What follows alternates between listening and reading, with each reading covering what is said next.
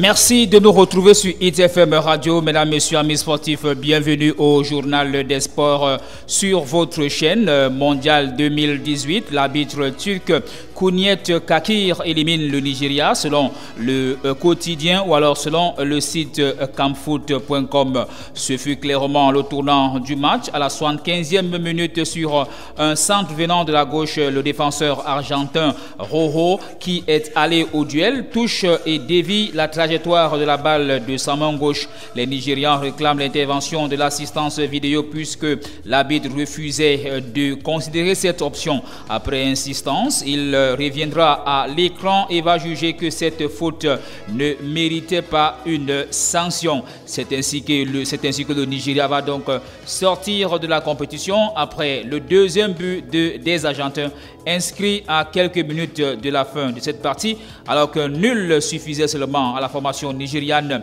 de passer au second tour. On finit donc avec les situations litigieuses, les décisions approximatives, les réactions spontanées, bref, conférer au football une essence dont l'objectivité et la vérité incarnent les valeurs fondamentales, telles est la substance, l'intérêt, mieux l'ambition louable qui sous-tend l'introduction de l'arbitrage vidéo, l'avare dans le football en général et précisément au cours de ce mondial russe pendant laquelle cette trouvaille fait ses premiers pas.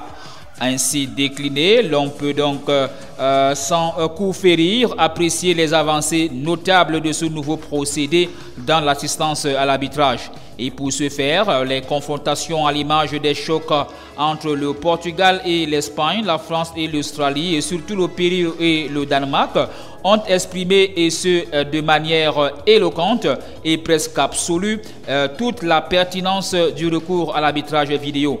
Plus encore, les arbitres autant que les joueurs ont désormais de quoi se mettre d'accord, de quoi accorder leur violon. En clair, l'arbitrage vidéo viendrait pour ainsi dire décréter la mort belle des gestes scandaleux mais historiques qui jadis ont marqué et continuent d'ailleurs de constituer la mémoire de cette discipline exaltante qu'est le football.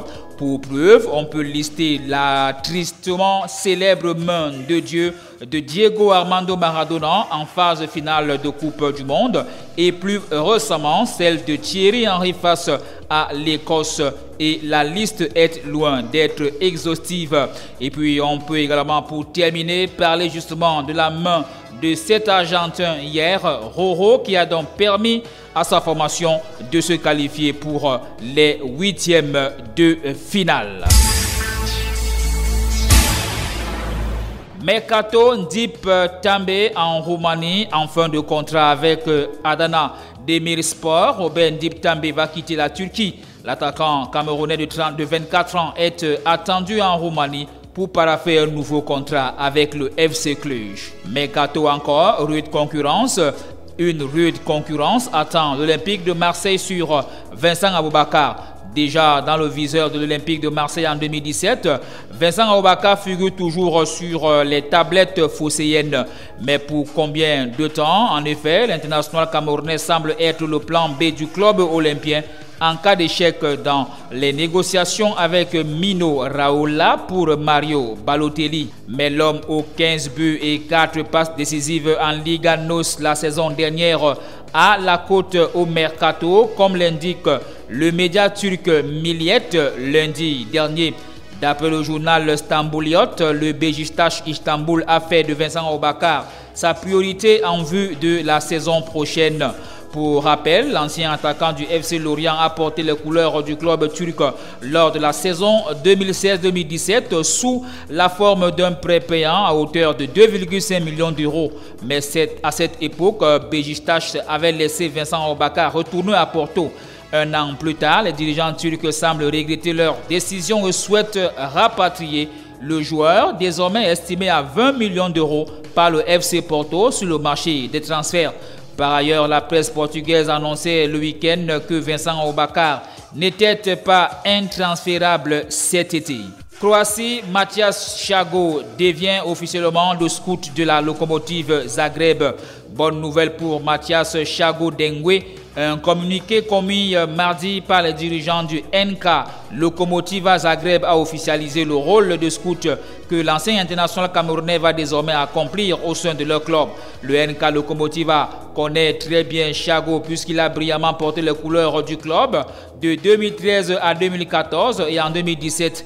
Dans la note qui installe officiellement le footballeur de 35 ans dans ses nouvelles fonctions, la direction de la formation de Zagreb souligne d'ailleurs les qualités qui l'ont motivé à le porter à ce poste.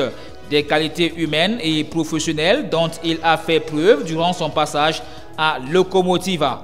Désormais, Mathias Thiago, qui a pris sa retraite l'été dernier, est appelé à aider la cellule de recrutement de son ancien club à dénicher les talents de demain. Biélorussie Abunanzana marque et offre une précieuse victoire à son équipe. Nenam FC peut remercier Jean-Patrick Abunanzana en grande difficulté sur la pelouse de Smolevici. Samedi, la formation de Grondo a dû se remettre à son défenseur camerounais pour s'imposer 1-0 d'une frappe lourde et imparable dont il détient le secret. L'international camerounais a profité d'un ballon mal renvoyé par la défense adverse pour offrir 3 précieux points à son équipe. Grâce à ce succès, Neman Grondo fait un bond au classement et occupe désormais la 5e place avec 24 points. Elite One à présent, malgré son score de parité obtenu contre Dragon de Yaoundé dimanche dernier, 1 but partout, et ses 2 dernières sorties réussies, la formation de la Ménois reste engluée dans le bourbier de la zone rouge. Avec sa 17e place, mais à 7 points du dernier Yafoot, l'oiseau de la Ménois est cependant à 2 points seulement du premier non relégable, les Astres de Douala, 30 points. Avec une seule victoire, 3 matchs nuls et 2 défaites, la moisson n'a pas été bonne pour les ambassadeurs de l'Ouest et du Nord-Ouest au terme de la 27e journée disputée dimanche dernier. Une performance aux conséquences fâcheuses puisque désormais Yossa, Fovu et Mamoto sont donc à 5 et 6 points respectivement du dauphin de Coton Sport de Garoua qui n'est autre que UMS de Loum qui compte 45 points. En grand danger, Unisport 12e avec 34 points qui n'a plus gagné depuis la 22e journée et Aigle de Tchan 17 points avec 17e avec 27 points. Un classement qui pourrait être désagréable en cas de contre-performance des 2 clubs cités lors de la 28e journée ce jeudi. Par contre, une victoire ferait du bien au Tamkwa de l'Unisport du Onkam, tout comme à Aigle Royal de la Ménois qui pourrait abandonner la zone de relégation. Elite pour terminer, le champion de la phase aller, PWD de Bamenda, est de retour au premier plan. Leader de la 10e à la 16e journée, les Abakwa Boys ont connu un coup de mou lors de leurs 3 dernières rencontres de la phase retour. 2 défaites face à Lyon blessé de Foutouni et Avion d'Uncam et un match nul contre Racine de Bafoussam. Mais juste après, c'est l'envol désormais. Premier, ce club mythique de la zone anglophone est à 6 journées du sacre final, synonyme de la montée en Elite One. À 5 journées donc de la fin, PWG de Bamenda, Canon Sportif de Yaoundé et le TKC occupent solidement les avant-postes avec un écart étriqué d'1 point. Toutefois, Avion d'Uncam, 4e et dans une moindre mesure, Lyon blessé de Foutouni de l'Ouest, 5e, espère aussi obtenir l'un des 3 tickets pour la montée. Au bas du tableau, les 3 équipes relégables n'ont pas encore dit leur dernier mot. Les 15 points restants feront l'objet d'une féroce bataille pour le maintien. Au classement non officiel, après donc 22 journées, PWG de Bamenda, 45 points. Tonnerre Kalara Club de Yaoundé, 42 points. Canon de Yaoundé, 44 points et classé 2e. Le TKC est 3e, 42 points. 4e, Avion d'Uncam, 39 points.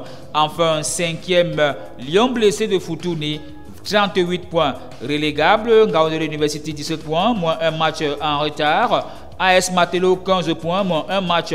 Et enfin, National Polytechnique qui compte 14 points, moins un match.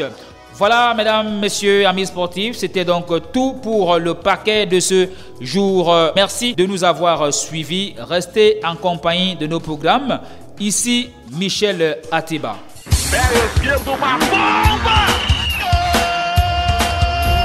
L'actualité des sports.